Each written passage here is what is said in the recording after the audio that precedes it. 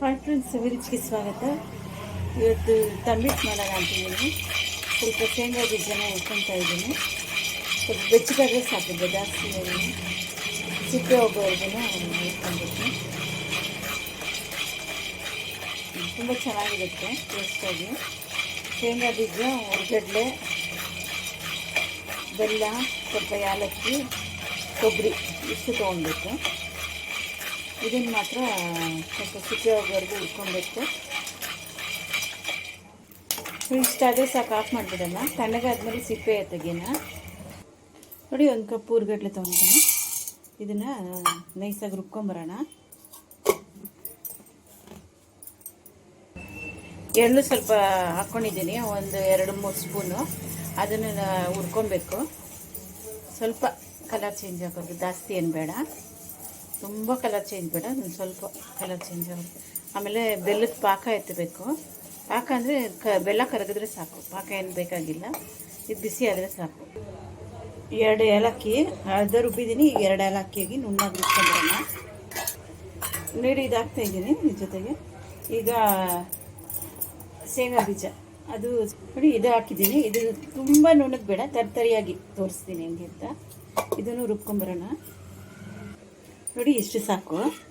ಇದನ್ನು ಹಾಕ್ತಾಯಿದ್ದೀನಿ. ನಾನು ಸ್ವಲ್ಪ ನುಣ್ಣಗಾಗ್ಬಿಟ್ಟೆ, ಇನ್ನು ಸ್ವಲ್ಪ ತರಿಯಾಗಿ ಇರಬೇಕು. ಈಗ ಬೆಲ್ಲದ ಪಾಕ ತೆಗಿನ, ಎಳ್ಳು ಕೊಬ್ಬರಿ ಹಾಕ್ಬೇಕು. ಈಗ ಇದಕ್ಕೆ ಎಳ್ಳು ಕೊಬ್ಬರಿ ನೋಡಿ, ಎಳ್ಳು ಹಾಕ್ತಾಯಿದ್ದೀನಿ, ಕೊಬ್ಬರಿ ಹಾಕ್ತಾಯಿದ್ದೀನಿ. ಎಷ್ಟು ಬೇಕೋ ಅಷ್ಟು ಸಾಕು. ಈಗ ಬೆಲ್ಲದ ಪಾಕ ಮಾಡಿ ಒಂದು 150 ಗ್ರಾಮ್ ಬೆಲ್ಲ ತೊಗೊಂಡಿದ್ದೀನಿ. ನೀರು ಸಾಕಿಷ್ಟೇ, ನೀರು ಹಾಕಿ ಕರಗಿಸೋಣ. ಕರಗಿದ್ರೆ ಸಾಕು ಬೆಲ್ಲ, ಪಾಕ ಏನು ಬೇಡ. ಬೆಲ್ಲಗ ಕರಗಾಯ್ತು. ಸ್ವಲ್ಪ ತಣ್ಣಗಾದರೆ ಜಾಸ್ತಿ ತಣ್ಣಗೇನು ಬೇಡ, ಚೂರು ತಣ್ಣಗಾದರೆ ಸಾಕು, ಉಂಡೆ ಕಟ್ಟಕ್ಕೋಸ್ಕರ. ನೋಡಿ, ಹಾಕ್ತಾಯಿದ್ದೀನಿ. ಚೆನ್ನಾಗಿ ಕಲಿಸ್ಕೊಳ್ಳೋಣ. ಸ್ವಲ್ಪನೇ ಹಾಕ್ಕೊಂಡು ಉಂಡೆ ಬರೋ ಥರ ಮಾಡ್ಕೊಳ್ಳೋಣ.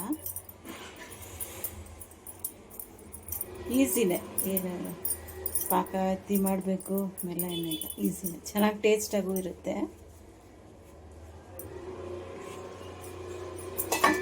ಕೈಯಲ್ಲೇ ಕಲಿಸ್ಕೊಂಡು ಸ್ವಲ್ಪನೇ ಉಟ್ಕೊಂಡು